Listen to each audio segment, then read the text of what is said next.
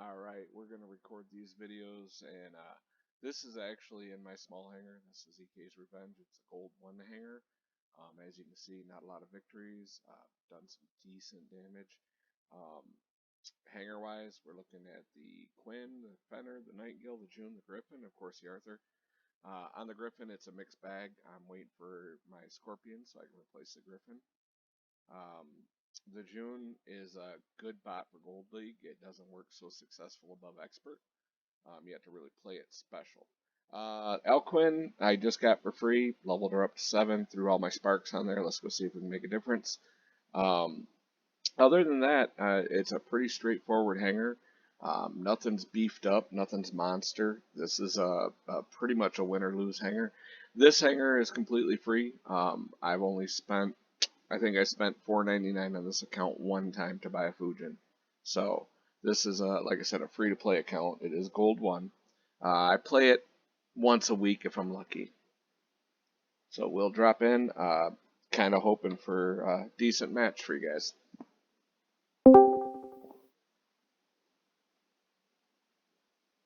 Alright, let's see what we drop into. We drop into a death match. We're going to go in on B, and I'll drop the June first. We're going to work this June, see what we can do. First thing I'm going to do is turn the Dragoon off. That way I can right click and steady fire my atomizer, and then when someone gets close enough I can left click to get the hit. Range on the Dragoon is 600, the atomizer is 5. So at this point I could hit that Ravana over there, but he's ejecting all his bots, so.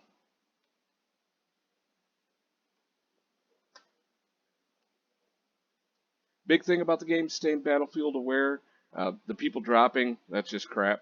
But as far as your battlefield aware, you want to know where all your red dots are. If you don't have reds in front of you, check the sides and the bottom of your screen. You'll see the arrows. I know that's kind of basic, but there are a few people out there that even, are just starting up. We are not specifically a champion clan or a big hangers. We're here to have fun. We just want to make this enjoyable for everyone that's in the game. It's another reason why I'm doing these little stupid tutorial videos is just to give people an idea that if you're free to play, you're going to lose 80% of your fights. That's just the statistics of the game. It's the way the game's set. If you're going to invest money, yeah, sure, you can look like a superhero, but how much money is it really worth it to do it? I invest in the game on my main account, but I have 7 minors that I will not invest in. Hey, boss. They work. All right, so with this point here, we got the guys that dropped out. A couple of the reds are gone. I'm going to work this right side of the field and see if I can catch them at the drop point. Again, a June is a weak bot. Trying to use my cover as much as possible, waiting for them to make the mistake, come out in the open. I'm not actually hunting. Well, actually, I am hunting, but I'm not going in. I'm going to stay back with the June because the June's weak and squishy. You do notice on this June I am running a lockdown. That comes in very effective with the flame effect. So when you jump up and you start to hit somebody with the flames, if you use your lockdown ammo, you put them in a place where they cannot move, and you get full effect of your flames. The flames on the Ajun are extremely screwed. You have to lead your target way farther than any other weapon in the game to get the flames to work. So I'm going to fly up, locking down. That shield stops the lockdown. Screwed up there. But battlefield aware, landing in cover where I'm blocked from their guys and that little guy. So it's all about where you land, how you play your bots. Let's sneak over here. Like I said, this isn't a fair game. There's no way I'm going to stand here and go, hey, look at me, I won. Because obviously we saw at least 6 people drop, or 6 robots drop in the beginning. So, going up. Nah, see, once you get rid of his little shield, then the lockdown, there ain't nothing you can do about it. I'm going to sit here and fry him. He's going to spawn behind me and kill me. I'm ready for that. This is still my first bot. Alright, no big deal. He had help, had a hawk. Dropping on A with the rest of the team. I'm going to try to stick with the team because I'm going with the Nightingale. With the Nightingale, you get huge honor points for your healing. And if you're good enough and sneaky enough, you can actually snag a few kills in one of these because nobody expects them to do damage.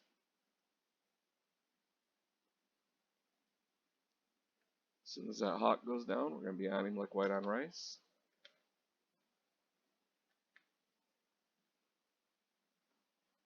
There we go. Now I'm going to go up, get some healing, fall back for better cover. Because when he goes back up, I want to make sure I'm out of the line of sight.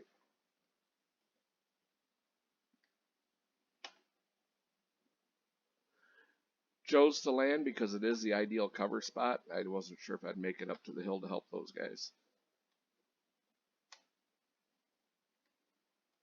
There he goes. Keep working. And dead. That's the sad thing about a hawk. It's a wonderful robot, but once you can get it, they're not strong. That's the drawback. Ooh, I made a friend. Hi, Virus.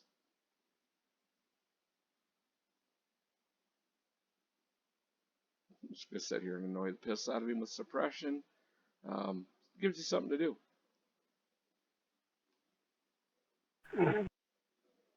There we go. I was waiting for the Ming to back him up, and he had a guy drop in next to me. So this spot's done. I'll come back here in a second and see what we can get out of this. There we go. All right, cool. So going in deathmatch, if in a normal deathmatch that's hot and heavy, you always spawn on the opposite beacon of where the opponents are. That way you got time to lure them in, get your shots, and take advantage of the situation. Especially on this map, because to get from one side to the other, you have to be exposed. There is no, oh, I might be exposed. You're going to be exposed on this map. It is what it is. Again, another drawback to them taking away the maps for a remaster. We should be getting them back in the 7.0 update. One guaranteed, possibility of two is what I'm hearing. But that would be the 7.0 update, just so everybody knows.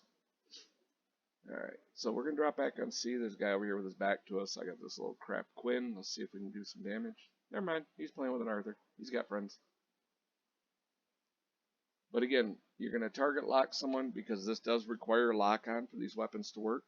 So you target lock the person before you go up. That way you get the maximum advantage of your flight.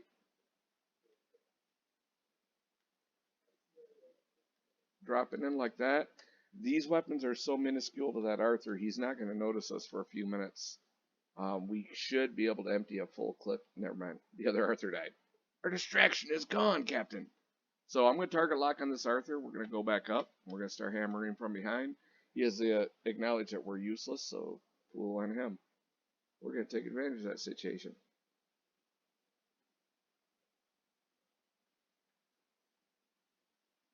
And see, as far as immediate damage and getting the kills, it's not as important as being able to work the damage in and help your team get the kills.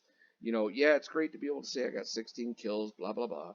But let's be honest. Did you win the fight? Did you do your best to help your team excel? It's not always about the me in this game. If you're a free-to-play player, you really do got to count on these randoms that drop in these fights. Getting used to running solo as I have for the last 2 or 3 years, you learn to read other pilots, and I think that's helped my abilities a little bit. Because if I watch certain pilots, you can kind of see they'll do the same maneuver over and over, the same way they come in and out of cover. Use that to your advantage. If you knew they come out on the left and you know they're coming out on the right next time, be in position for the right. Let them fuck around on the left. Wait for them to come back around. It's all about patience in this game. Unless you've got a one-shot kill gun, it's all about patience. You got to play every match. The drawback is when you're like us, a 10-minute match, I'll get 3 million in my big account. But if the match goes fast, like the other team spawns all over you, you may only have 2 minutes in the game. You may score 400,000. And it's literally just the amount of damage per second you can put out. The longer the fight, the more damage you do. That's why I say, if you can't be first, at least strive to be the last robot standing.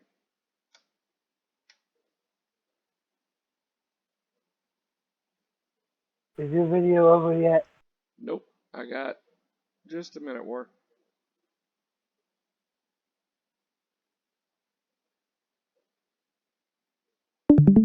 Alright, that should be it.